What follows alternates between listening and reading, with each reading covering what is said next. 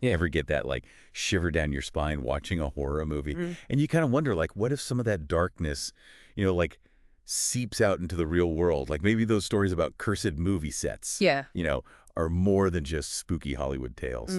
Yeah. Well, today we're going to deep dive into some of those eerie events surrounding a couple of pretty iconic horror films. Yeah. Ones that had those curse rumors swirling around them for decades.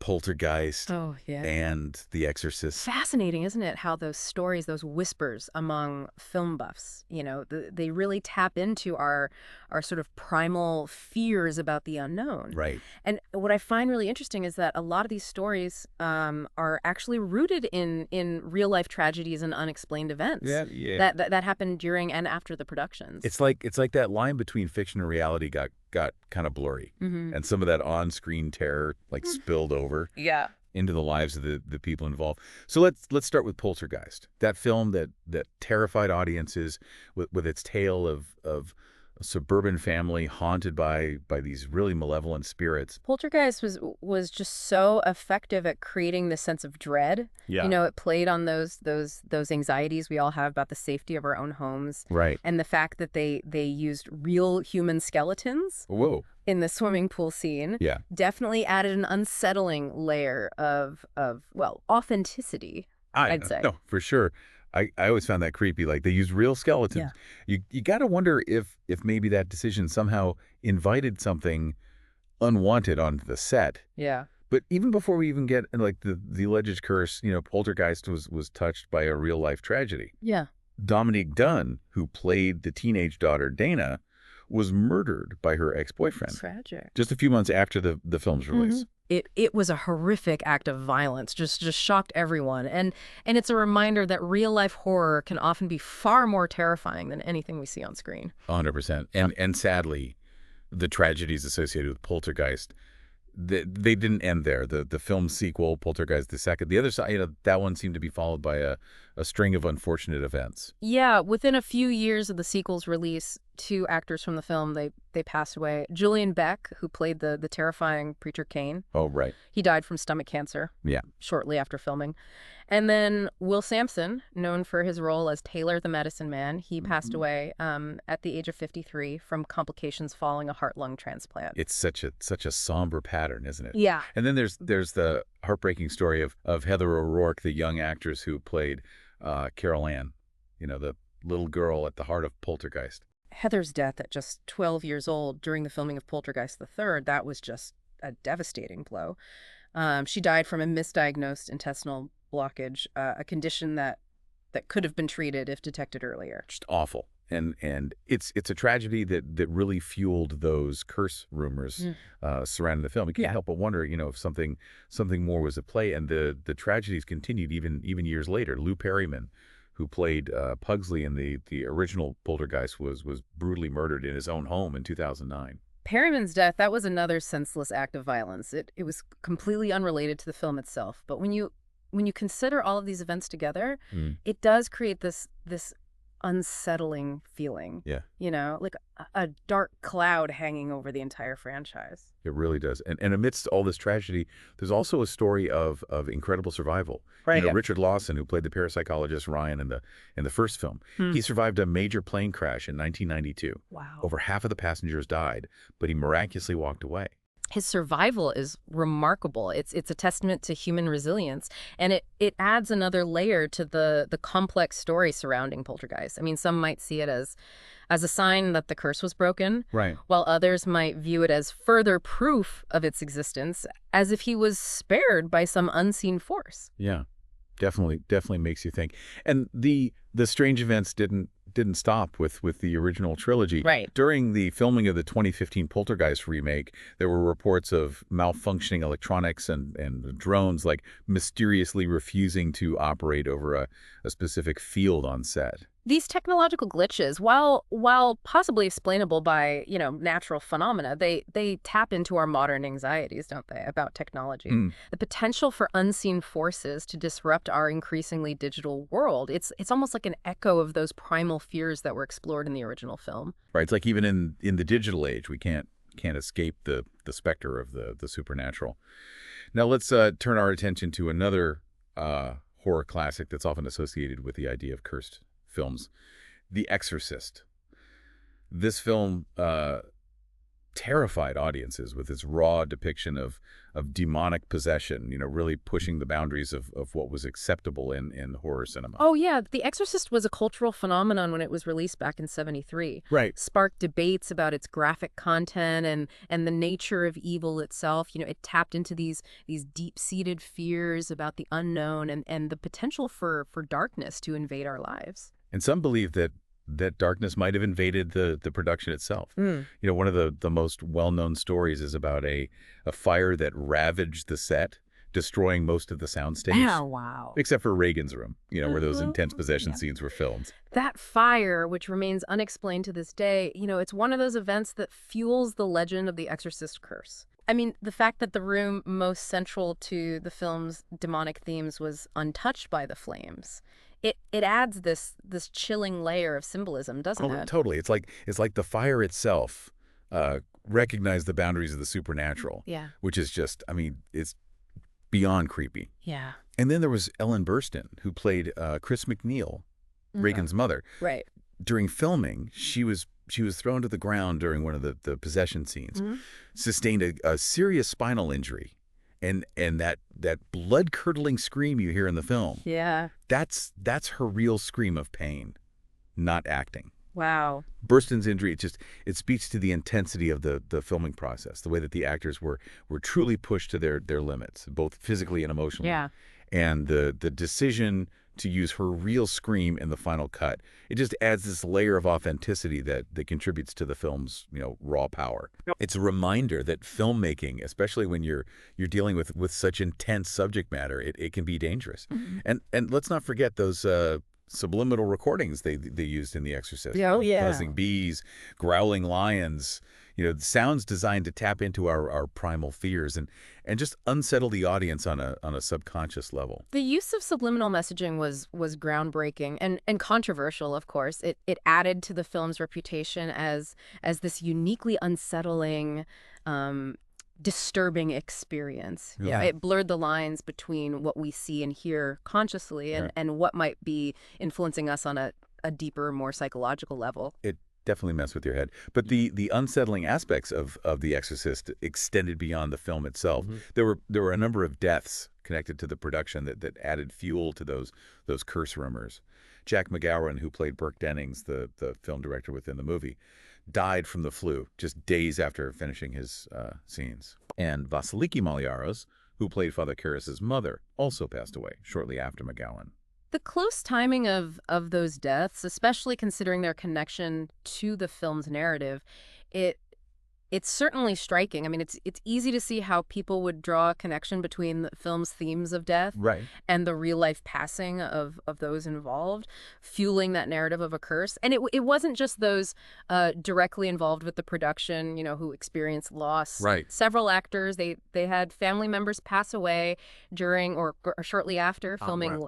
Linda Blair, who played Regan, she lost her grandfather. And then Max von Sydow, who played Father Merrin, lost his brother on his very first day of shooting. Oh, it's terrible. It's almost as if that shadow of the film, extended beyond the set, touching the lives of those connected to it in some way. It's heartbreaking. And to add to that eerie atmosphere surrounding The Exorcist, the film's premiere was marked by this dramatic event that many saw as a sign of the alleged curse. You're talking about the incident at the Rome premiere, right? Yeah. As the audience was entering the theater, lightning struck a 400-year-old church across the street. Oh my gosh. Causing a large cross to come crashing down. Wow. Quite a dramatic entrance, I'd say. It's like something straight out of the movie. Yeah. It definitely adds to the film's legacy of strangeness. But it's not just Poltergeist and The Exorcist that have these stories, swirling around them. Right. What other films have kind of earned a reputation for being quote unquote cursed? Well, one that immediately comes to mind is Rosemary's Baby.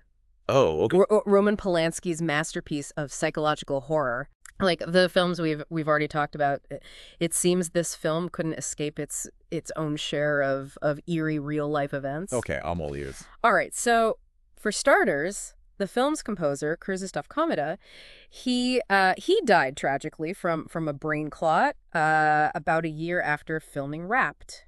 Wow. And the eerie part is that his death actually mirrored the death of a character in the film, both suffering a sudden brain injury. That's chilling, like art imitating life, or something more sinister. It certainly makes you wonder. And then there's the tragic connection to the Manson family. Right. Remember, Rosemary's Baby is about a woman who believes her neighbors are part of a satanic cult.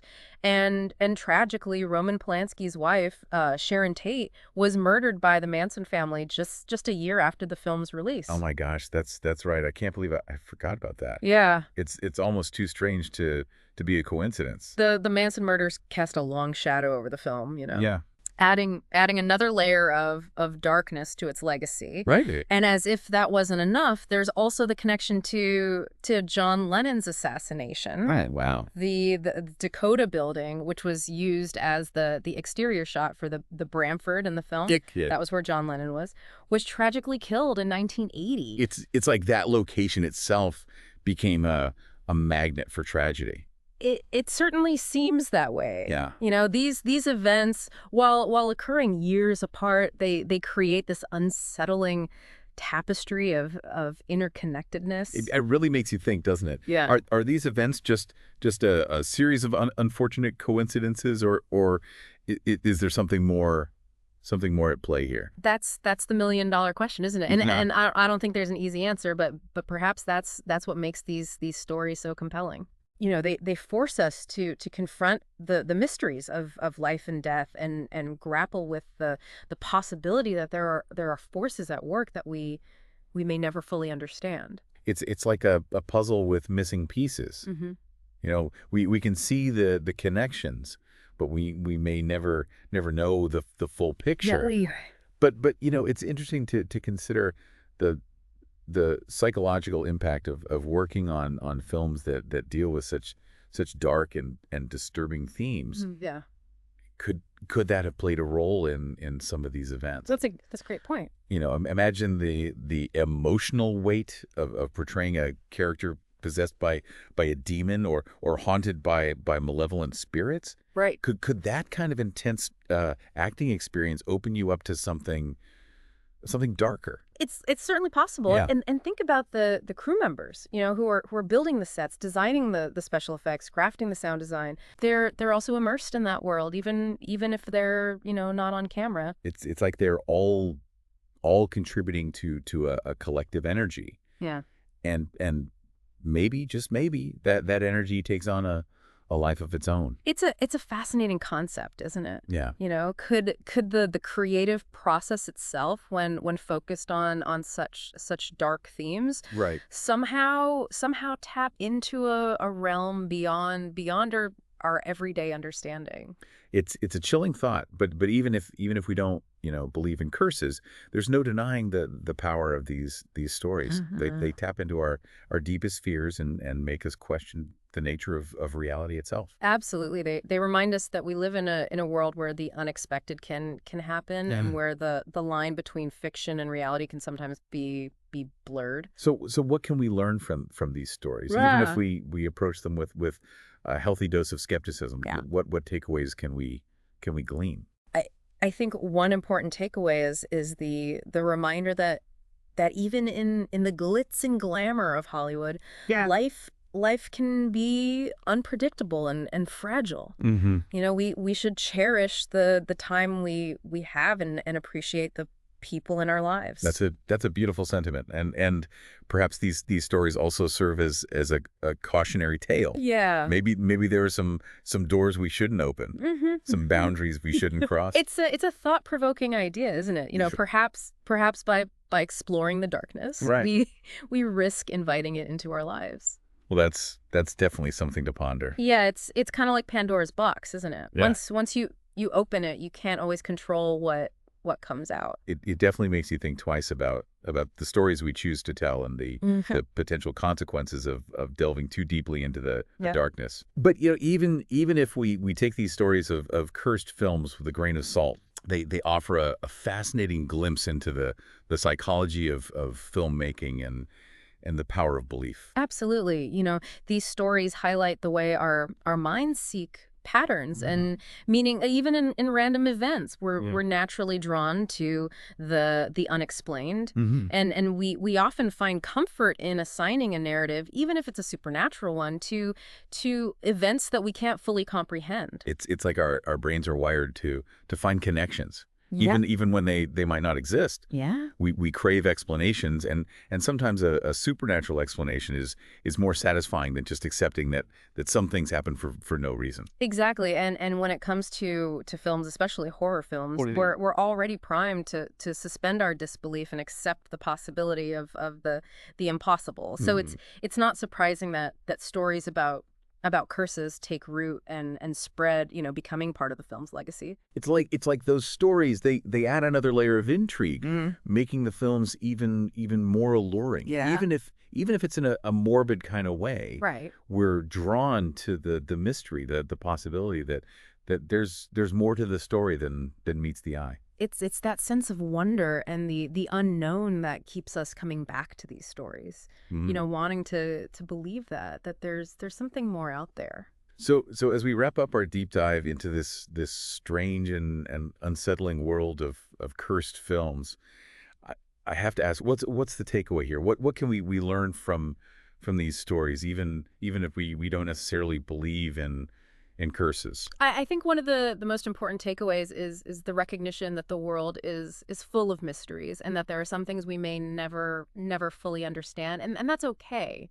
Yeah. Embracing the unknown can be both humbling and inspiring. It's a reminder that we don't have all the answers, Yeah. and that there's still a sense of wonder to be found in the world. And maybe, just maybe, these stories encourage us to be a little more open-minded, to consider possibilities beyond our everyday perception. Exactly. They invite us to explore the boundaries of what we believe and to question our assumptions. And even if we ultimately conclude that these are, just stories, the journey of exploration itself can be enriching. It's like taking a mental adventure, a chance to exercise our imaginations and consider different perspectives. Yeah. And who knows, maybe that exploration will lead us to a deeper understanding of ourselves and the world around us. Couldn't have said it better myself.